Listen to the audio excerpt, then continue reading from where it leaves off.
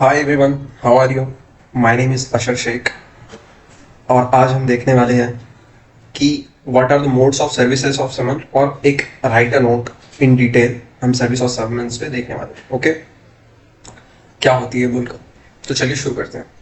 तो सबसे पहले फ्रेंड्स उसका इंट्रोडक्शन देखते हैं कि सर्विस ऑफ समन्स कैसे बोलेंगे। जब आप सूट फाइल करते हो किसी भी कोर्ट में, ओके, किसी भी कोर्ट में अगेंस्ट किसी भी पर्सन के, तो कोर्ट क्या करती है, इशू करती है इनविटेशन उस पर्सन को जिसके अगेंस्ट आपने सूट फाइल किया है कि कम टू द कोर्ट और फाइल योर आंसर।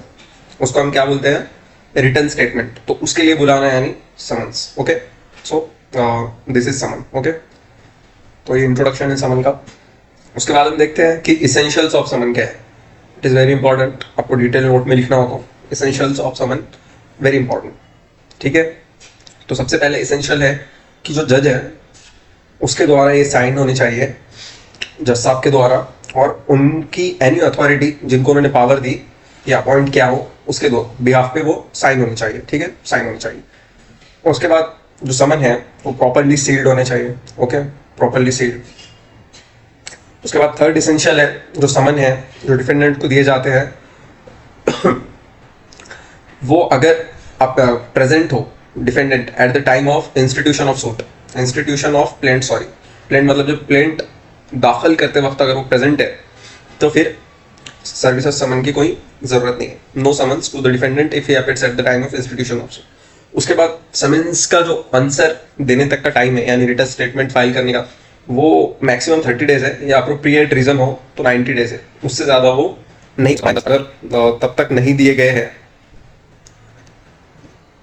अगर तब तक नहीं दिया गया है आंसर, तो फिर हम ये देख सकते हैं कि एक्स पार्टी ऑर्डर कोर्ट दे सकता है। ओके, तो एक्स पार्टी ऑर्डर हम फिर देख सकते हैं।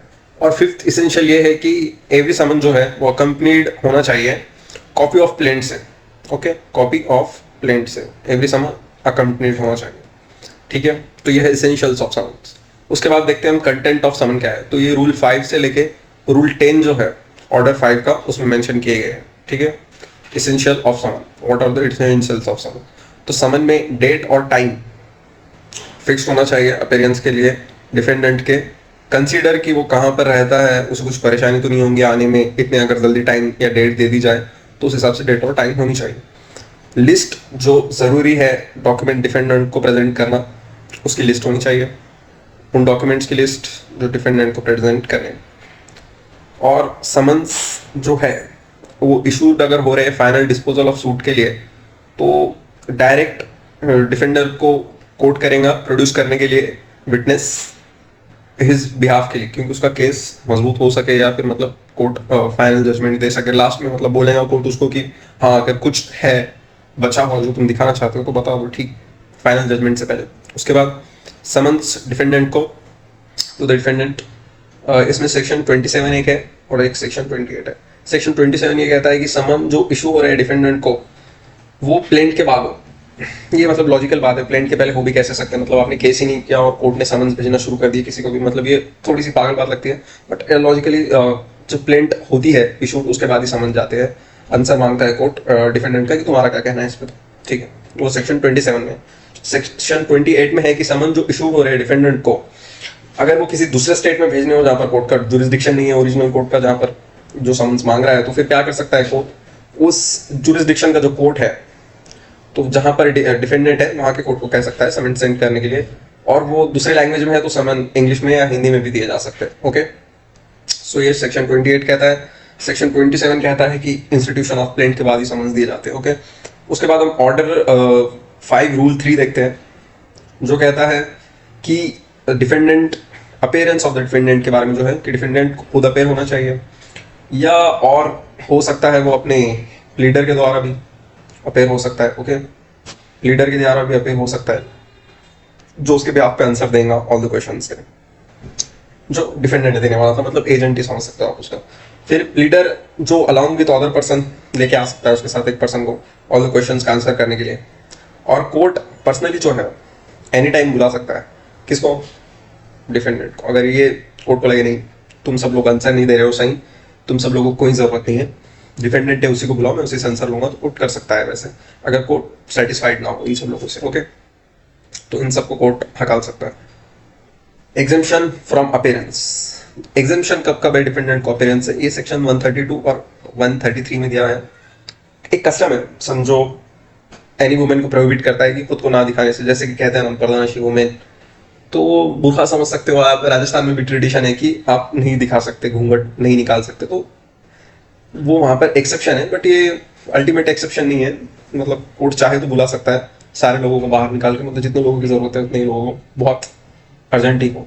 और 133 में हम देख सकते हैं कि प्रेसिडेंट जो है, वाइस प्रेसिडेंट जो है, union minister, governor, Lok Sabha speaker और एनी अदर स्टेट मिनिस्टर, इनको दी गई है छूट, एग्जेम्पशन अपीयरेंस में। सब काम होते हैं उन लोगों के करने, जो कि वो करते हैं बहुत ईमानदारी से।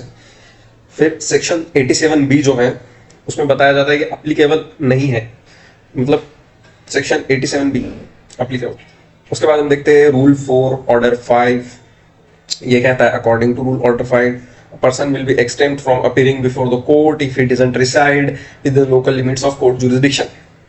अगर 50 माइल्स या 200 माइल्स के अंदर कोई बंदा नहीं रहता है कोर्ट के, तो कोर्ट एग्जेम्प्ट कर सकता है उसे बुलाने से, समन से, मतलब कोर्ट किसी और को भेजेगा, एग्जेम्प्ट मतलब बच नहीं जाएगा, उसे तो आना ही पड़ेगा कोर्ट में। ओके, इसके बाद हम देखते हैं modes of services of summon.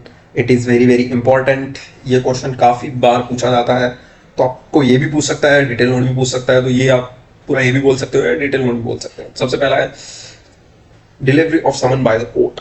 Court delivery of summon by the court है दिया हुआ सेक्शन 9 में। ओके, मतलब रूल 9 में। तो रूल 9 में क्या दिया गया है कि जो पर्सन है उसको कोर्ट बुलाएगा खुद से, ठीक है, सर्विस ऑफ समन भेजेगा। कैसे? एक तो कोर्ट उसको समन्स भेजे डिफेंडेंट को, या डिफेंडेंट ना हो तो उसके एजेंट को, या जो भी प्रेजेंट है, मेल, ओके, मेल या फीमेल, ओके, मेल या फीमेल 80 ईयर्स अबोव, तो उसको कोर्ट भेज सकता है। उसके बाद अगर सूट से रिलेटेड, बिजनेस से रिलेटेड है सूट, या पर्सन रिसाइड करता है टेरिटोरियल लिमिट से बाहर, तो मैनेजर के वर्क को या एजेंट को भी भेज सकता है, मैनेजर एट द वर्क या एजेंट को भी। फिर एनी एजेंट और केयरटेकर हो प्रॉपर्टी का, तो उसको भी दे सकता है कोर्ट। ओके, अगर डिफेंडेंट रिसाइड करता है जुरिस्डिक्शन के अंदर, तो कोर्ट समन जो इशू करेगा वो सर्विस पोस्ट से करेगा, तो एक्नॉलेजमेंट ड्यू भी कोर्ट को दिखाना पड़ेगा। उसके बाद हम देखते हैं सर्विस बाय द प्लेंटिफ, मतलब प्लेंटिफ के खुद के द्वारा से सर्विस, ठीक है। तो ये कैसे होंगी? प्लेंटिफ एक एप्लीकेशन करेगा कोर्ट को कि मुझे समन्स देने हैं, अलाउ करो मुझे समन्स देने के लिए डिफेंडेंट को, ठीक है। एप्लीकेशन के बाद ठीक है, अलाउ कर देगा कोर्ट उसको। फिर प्लेंटिफ क्या करेगा, एक कॉपी है, सील्ड कॉपी, जो उसको जज देगा वो डिफेंडेंट को देगा। अगर डिफेंडेंट वो लेने से इनकार कर देता है, एक्नॉलेज नहीं करता कि उसे समन्स मिले, तो कोर्ट फिर खुद से समन्स देगा, ठीक है। फिर कोर्ट उसको खुद से समन्स देगा। तो ये है प्लेंटिफ के द्वारा समन्स, रूल 9A। फिर सब्स्टिट्यूटेड सर्विस ऑफ समन क्या होते हैं वो भी हम देख लेते हैं। सब्स्टिट्यूटेड सर्विस ऑफ समन यानी कि इफ द डिफेंडेंट अगर है, वो डिफेंडेंट रिफ्यूज करता है साइन करने के लिए एक्नॉलेजमेंट, और कोर्ट को ऐसे लगता है कि वो बचने की कोशिश कर रहा है समन्स से, या ले नहीं रहा समन्स, तो कोर्ट क्या कर सकता है फिर कि जो उसका डोर है हाउस का, जहां पर वो डिफेंडेंट रहता है, वहां पर कोर्ट का जो ऑफिसर है वो जाएगा और समन्स चिपका कर आ जाएगा। ये ऑर्डिनरी वे नहीं है समन्स देने का, substituted way of service of summon, but extraordinary way में ये किया जा सकता है, ठीक है। तो एक केस है इसमें, Balwant Singh versus Roman Catholic mission 2002 का। तो इसके अंदर क्या हुआ था कि कोर्ट ने कहा था कि हर किसी को याद रखना चाहिए कि ये जो मोड है ये regular mode of service of summon नहीं है, हम substituted mode of service of summon की बात कर रहे हैं। नॉर्मली ये अलाउड नहीं होगा, और तभी यूज करना चाहिए जब कोई आपके पास और दूसरा चारा ना बचे, मतलब लास्ट रिजॉर्ट आपका। ओके, तो ये 3 देखे हमने, delivery of services summon by court, जो कोर्ट का ऑफिसर करता है एक, ठीक है। डिफेंडेंट के एप्लीकेशन पे कोर्ट उसको परमिशन दे सकता है जस्ट साइन करके, अगर ना माने बंदा, वो डिफेंडेंट जो है कि बोले मेरे पास तो आया ही नहीं समन, तूने कब दिया मुझे समन, ऐसे अगर कहे तो फिर कोर्ट ही देगा उसको समन, फिर ये नहीं किया जाएगा।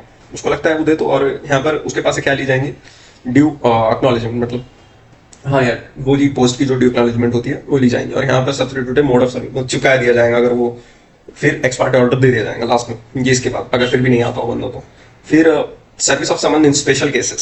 स्पेशल केसेस पे मतलब रूल 21 से लेकर 30 तक है। स्पेशल केसेस में कैसे सर्विस ऑफ समन्स होगा, तो अगर कोई जेल में है बंदा, ठीक है, तो उसको सर्विस ऑफ समन कैसे देंगे, तो जो जेलर है उसके पास दे दिया जाएगा समन, फिर वो उसको समन देगा, ठीक है। और service of summon in case of soldier, airman, मतलब जो एयरफोर्स में होते हैं या जो नेवी में होते हैं उनको कैसे देंगे, तो उनके कमांडिंग ऑफिसर्स को समन दोगे तो उन्हें चले जाएगा वो समन, मतलब वही तरीका है उनको समन देने का। फिर उसके बाद कंपनी या कॉर्पोरेशन को समन देना हो तो समन सेक्रेटरी को या डायरेक्टर को किया जाता है। और उसके बाद पार्टनरशिप डिसॉल्व करने के लिए पार्टनर को ईच इंडिविजुअल पार्टनर को समन आपको अलग अलग से देना होगा। और उसके बाद फिर कोर्ट इशू करता है समन पावर सब्स्टिट्यूट लेटर की रिक्वेस्ट पे, ओके ठीक है। तो ये थे सर्विसेज ऑफ समन्स, जो डिफरेंट फॉर्म्स है, मोड्स है, हमने देखे। तो इसमें एक बात ये है कि अगर लास्ट रिजॉर्ट हो तो ही आपको substituted mode of services summon जाने की जरूरत है, नहीं तो आप delivery of summon by court भी कर सकते हो। और स्पेशल सर्विसेज इनके सम पर्सन या मतलब जो नेवी, आर्मी या एयरफोर्स में कमांडिंग ऑफिसर्स को देनी होती है। और अगर कंपनी से रिलेटेड है तो उनके डायरेक्टर को या सेक्रेटरी को दो, और प्रिजनर से रिलेटेड है तो उनकी जेल अथॉरिटी को दे दो समन्स, ठीक है। तो उसके बाद हम इसके कंक्लूजन देखते हैं, ठीक है, लास्ट में एट द लास्ट। तो इसका कंक्लूजन ये होगा कि समन्स जो है वो काफी इंपॉर्टेंट है, क्योंकि प्रिंसिपल ऑफ नेचुरल जस्टिस कहती है कि एक्स पार्टी ऑर्डर नहीं देना चाहिए, दोनों पार्टीज को हियर करना चाहिए, तो उसलिए समन्स देना काफी इंपॉर्टेंट है। और समन्स हमेशा जब इंस्टीट्यूशन ऑफ प्लेंट होता है उसी के बाद दिए जाते हैं समन्स, उसके पहले कभी नहीं दिए जाते, ओके। और अगर डिफेंडेंट प्रेजेंट हो at the time of institution of plaint then no need to give summons, okay.